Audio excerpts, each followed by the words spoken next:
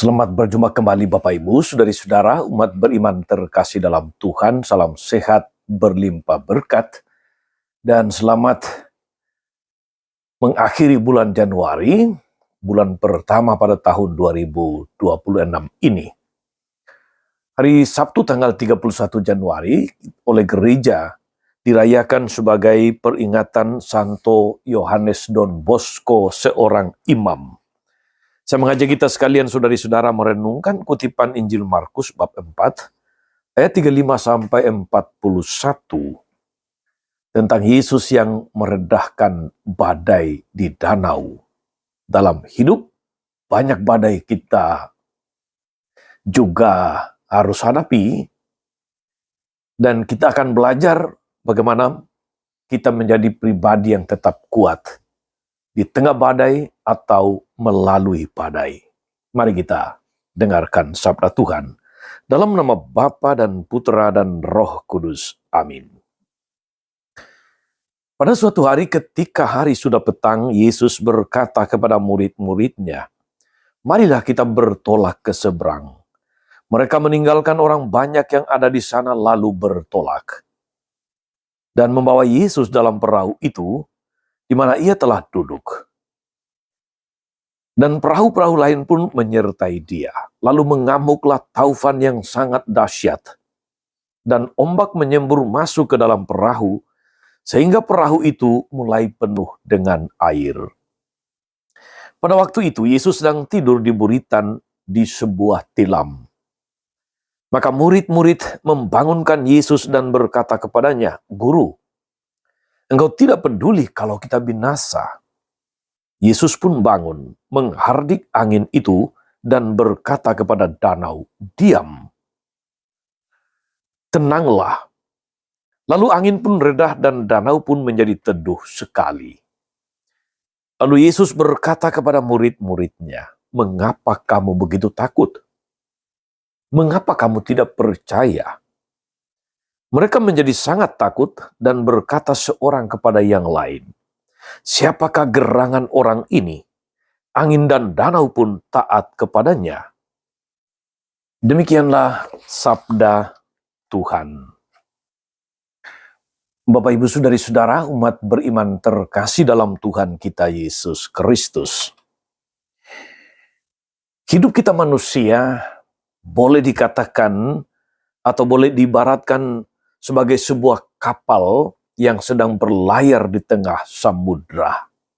Karena itu, tentu kita tidak akan pernah berharap bahwa laut selalu tenang, bahwa tak akan ada angin kencang, tidak akan ada ombak besar. Itu tidak mungkin.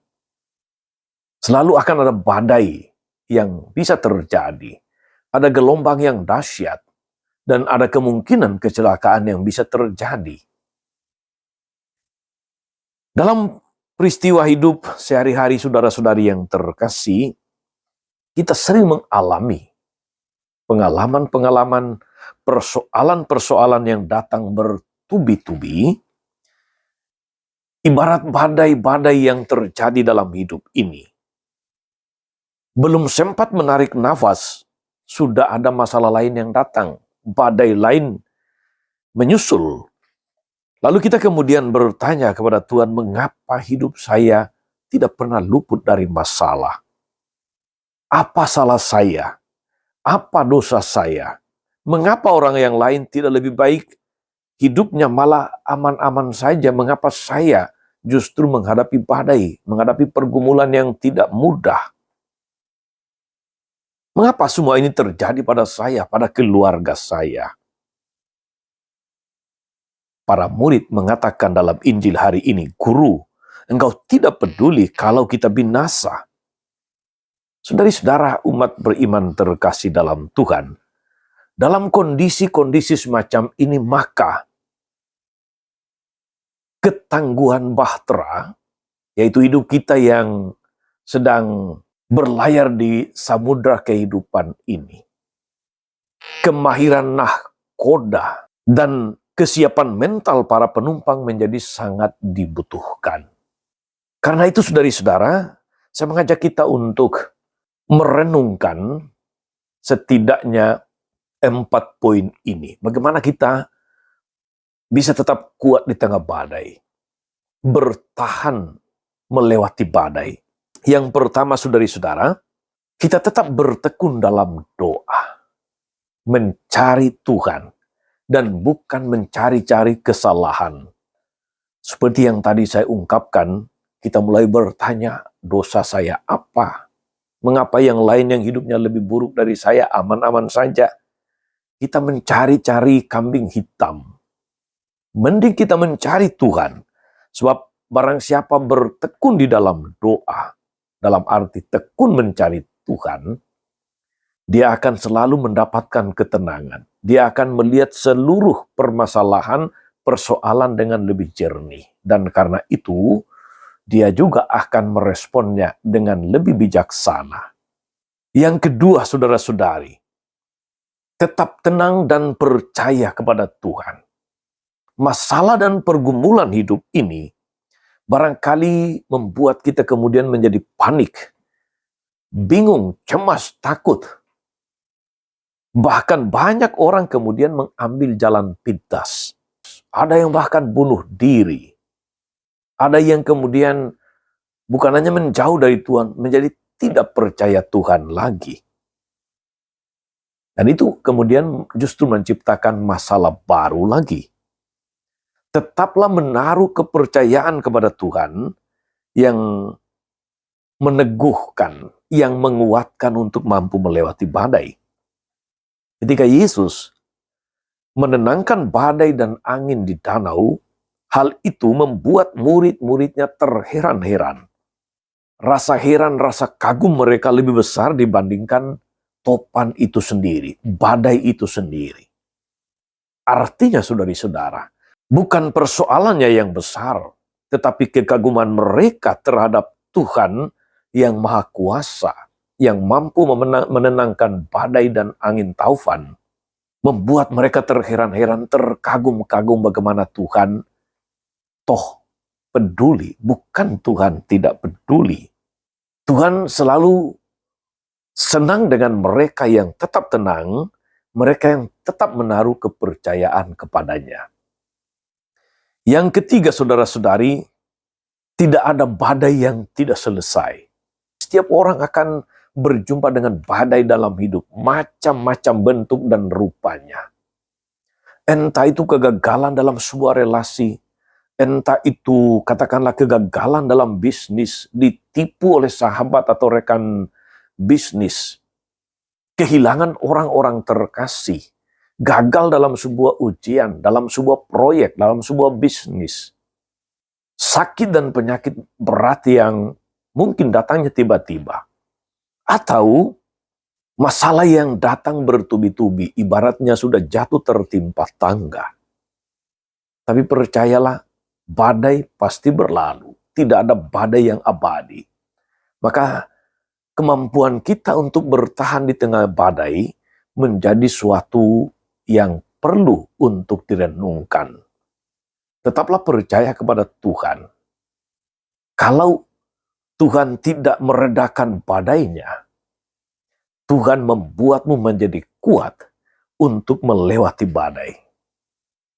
Dan yang terakhir, saudara-saudari, selalu ada hikmah di balik setiap pengalaman, di balik setiap badai kehidupan. Di sini dibutuhkan tentu kemampuan refleksi kita setelah badai berlalu. Bahwa di balik masalah-masalah yang terjadi ada hikmah, ada pesan, ada inspirasi yang mesti kita perbarui dalam hidup kita. Katakanlah saudari-saudara, badai yang kemudian membawa bencana besar di Sumatera baru-baru ini. Banjir bandang, longsor yang telah merenggut ribuan nyawa. Belum katakanlah itu kerugian materi, kerusakan lahan, kehilangan tempat tinggal dan sebagainya. Itu terjadi bukan tanpa alasan. Hikmahnya adalah bahwa di balik bencana ini kita mampu kemudian menemukan ada masalah yang harus diperbaiki. Ada penebangan hutan yang luar biasa. Ada pembiaran terhadap praktek-praktek yang merusak lingkungan. Itu hikmahnya.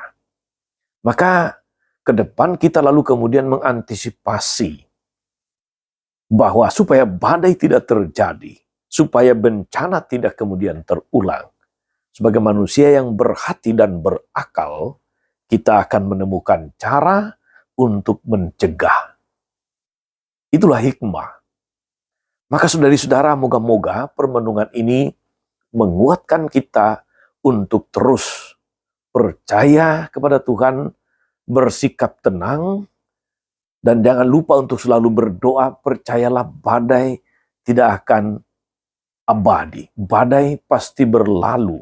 Dan temukan hikmah di balik setiap badai yang kita jumpai, yang kita alami dalam hidup ini. Tuhan Yesus memberkati. Amin.